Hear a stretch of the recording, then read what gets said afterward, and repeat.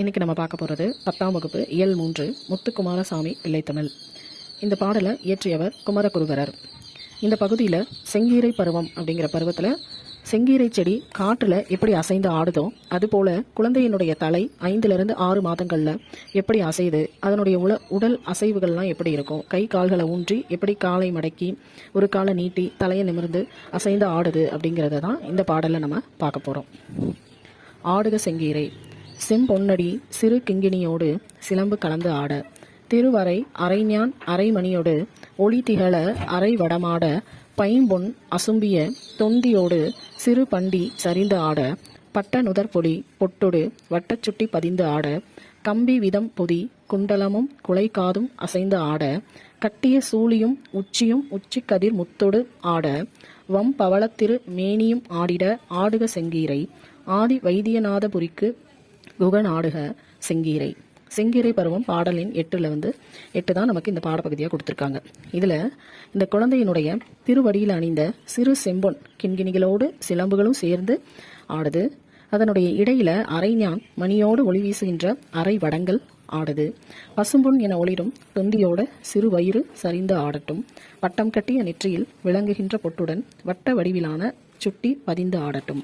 கம்பிகளால் உருவான குண்டலங்களும் காதினுடைய குலைகளும் அசைந்து ஆடட்டும். உச்சி கொண்டையும் அதில் சுற்றி கட்டப்பட்டுள்ள ஒளிமிக்க முத்துகளோடு ஆடட்டும். தொன்மையான வைத்தியநாதபுரியில் எழுந்தருளியுள்ள முருகனே செங்கீரை ஆடி அருள்க, இவற்றுடன் அழகிய பவளம் போன்ற திருமேனியும் ஆட செங்கீரை ஆடுக அப்படின்னு இந்த பாடலில் சொல்லியிருக்காங்க. இதில் செங்கீரை பருவம் அப்படிங்கிறது எதை குறிக்குதுன்னா, செங்கீரை செடி காற்றில் ஆடுவது போல ஒரு குழந்தையினுடைய தலை 5லிருந்து 6ஆம் மாதங்களில் மென்மையாக அசையும். இந்த பருவத்தை தான் செங்கீரை பருவம் அப்படின்னு சொல்கிறாங்க. இந்த பருவத்தில் குழந்தை தன்னுடைய கைகளை ஊன்றி காலினை மடக்கி மற்றொரு காலை நீட்டி தலையை நிமிர்ந்து முகம் அசைத்து ஆடுவோம். இந்த குழந்தையினுடைய அணிகலன்கள்லாம் என்னென்ன, எங்கெங்க அந்த அணிகலன்களை அணிந்திருக்கு அப்படின்றது தான் பார்க்க போகிறோம். சிலம்பு கிண்கிணி இதெல்லாம் காலில் அணிவன, அரைஞான் இடையில் அணிவது, சுட்டி நெற்றியில் அணிவது, குண்டலம் குலை காதில் அணிவன, சூழி தலையில் அணிவது. இதுதான் இந்த பாடலில் நமக்கு கொடுத்துருக்காங்க. சொல்லும் பொருளும். அசும்பிய அப்படின்னா ஒளி வீசுகின்ற, பண்டி வயிறு, உச்சி தலை உச்சி கொண்டை. அடுத்ததா நூல்வெளி. முத்துக்குமார சுவாமி பிள்ளை தமிழை குமரகுருபரர் இயற்றியிருக்காரு.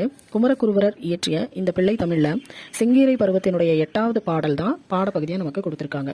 இதில் 96 வகை சிற்றிலக்கியங்களுள் ஒன்று தான் இந்த பிள்ளை தமிழ். இந்த பிள்ளை தமிழில் என்ன பண்ணுவாங்கன்னா, ஒரு இறைவனையோ தலைவனையோ அரசனையோ பாட்டுடை தலைவனாக கொண்டு குழந்தையாக பாவிச்சு தான் பாடுவாங்க. இதில் 10 பருவங்கள் அமைத்து பருவத்துக்கு 10 பாடல் அப்படின்னு 100 பாடல்களால் இது பாடப்படும்.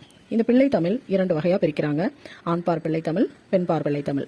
குமரகுருபரனுடைய காலம் 17வது நூற்றாண்டு. இவருக்கு என்னென்ன மொழிகள் எல்லாம் தெரியும் அப்படின்னா, தமிழ், வடமொழி, இந்துஸ்தானி. அது மட்டும் இல்லாமல் இவர் நிறைய நூல்களை இயற்றியிருக்காரு. கந்தர் கலிவெண்பா, மீனாட்சி அம்மை பிள்ளை தமிழ், மதுரை கலம்பகம், சகலகலா வள்ளி மாலை, நீதிநெறி விளக்கம், திருவாரூர் மும்மணி கோவை முதலான நூல்களை எல்லாம் இவர் இயற்றிய